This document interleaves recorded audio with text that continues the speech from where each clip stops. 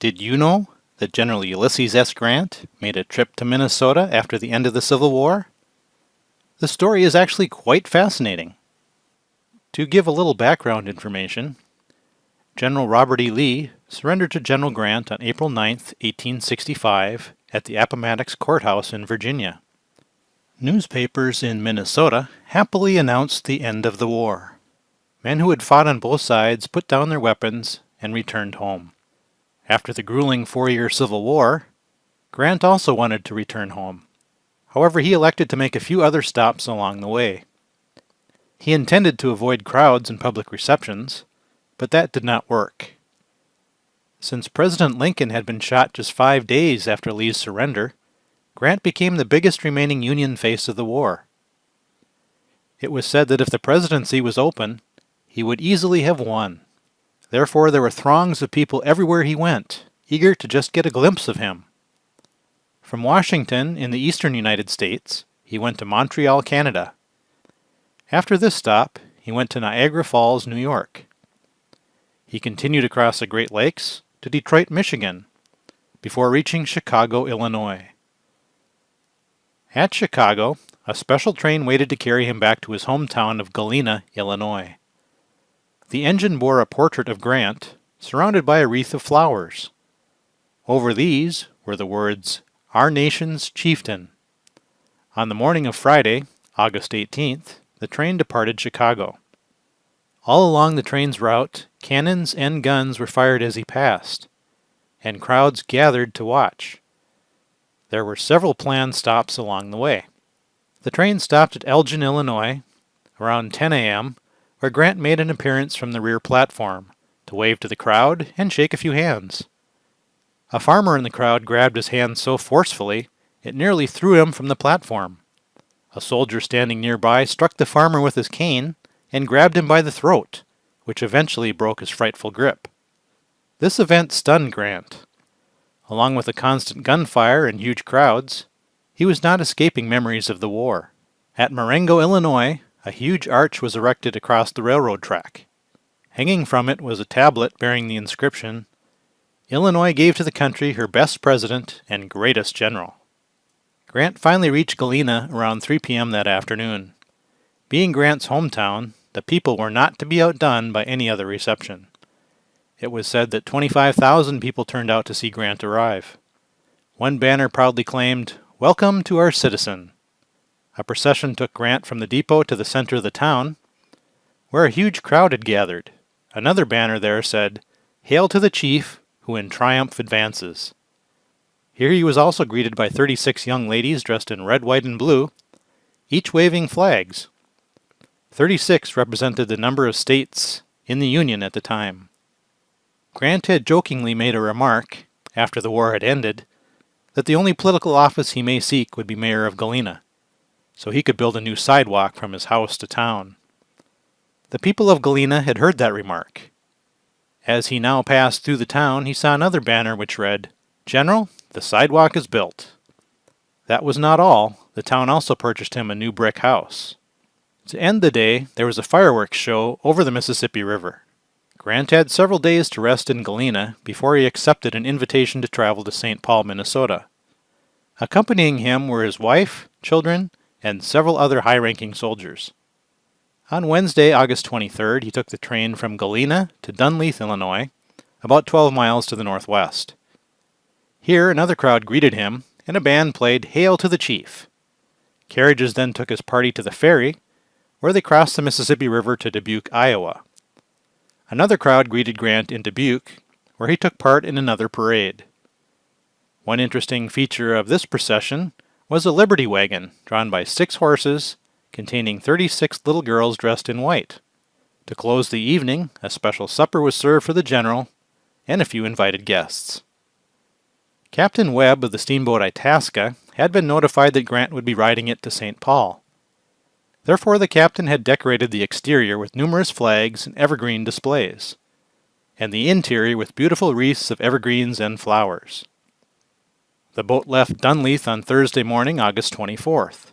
At every larger town along the way, hundreds of people gathered, all eager to get a glimpse of the general. At smaller places, the boat would merely touch the shore, and the general would make his appearance and bow to the crowd. Local newspapers told people when to expect his arrival. The steamboat reached McGregor, Iowa, in the early evening of August 24th. When he stepped ashore, several people cried out, "Pick him up and carry him!" And it was with the utmost difficulty that this was stopped. Grant did take part in a parade and a brief ceremony at the public square. About an hour later, they repeated the same thing in Prairie du Chien, Wisconsin. After this celebration, they returned to the boat and went to bed. On the morning of August 25th, the steamboat reached Brownsville, Minnesota. There they found the steamboat McClellan had arrived from La Crosse, Wisconsin, with a welcoming committee and a band. The two steamboats were lashed together, and as they proceeded up the river to La Crosse, they held a dance on the McClellan. The party reached La Crosse about an hour later, where they disconnected from the McClellan, and Grant repeated the now typical parade and public appearance. After leaving La Crosse, they encountered the steamboat Diamond Joe, which contained Governor Stephen Miller of Minnesota and the St. Paul Welcoming Committee. The Minnesota delegation boarded the Itasca, and it continued northward. Trempealeau, Wisconsin was the next stop, where a small crowd gathered along the shore. About an hour later, the group reached Winona, Minnesota, where around 3,000 people had gathered. Once again, Grant greeted the crowd and made an appearance at the Huff House, a large local hotel, and they were underway again. Fountain City, Wisconsin was passed next, where Grant noticed an older woman standing by herself, away from the crowd. She waved a bandana and clapped, and Grant bowed to her. This caused a huge cheer from the people on board the Itasca. At Minneaska, Minnesota, a company of 20 little boys, dressed in tri-cornered hats and armed with wooden guns, paraded by the general. The day closed at Wabasha, Minnesota, where another funny event occurred. A crowd had gathered at the levee as the steamboat arrived, thinking it was the boat with Grant aboard. One of the passengers, seeing there was a good opening for a joke, took off his hat and modestly received 3 cheers from the enthusiastic citizens, who soon realized their mistake. Eventually, when the Itasca arrived with Grant aboard, the crowd got to cheer for the right man. Finally, around 9 a.m. on Saturday, August 26th, the Itasca rounded the bend in the river with St. Paul in front of the boat. Cannons along the bluffs fired a greeting. The steamboat docked at the levee, where Governor Miller introduced Grant to the waiting crowd. The distinguished guests then boarded carriages and followed the Great Western Band, 2nd Cavalry Band, city firemen in uniform, and other dignitaries in a procession to the International Hotel. This is a picture of the International Hotel when it burned in 1869. Obviously it was not on fire when Grant arrived in 1865, but it does give you an idea of what it looked like. At the International Hotel, Grant had a brief rest, then appeared on the hotel balcony with St. Paul Mayor John S. Prince. Prince proclaimed, "On the part of the city of St. Paul, the metropolis of the state of Minnesota, I bid you a cordial welcome. Notwithstanding our remote position from the scene of the late gigantic struggle against armed rebellion, I can safely assert that nowhere in the Union was greater interest felt or more devout prayers uttered for the success of the Union armies than among our own citizens.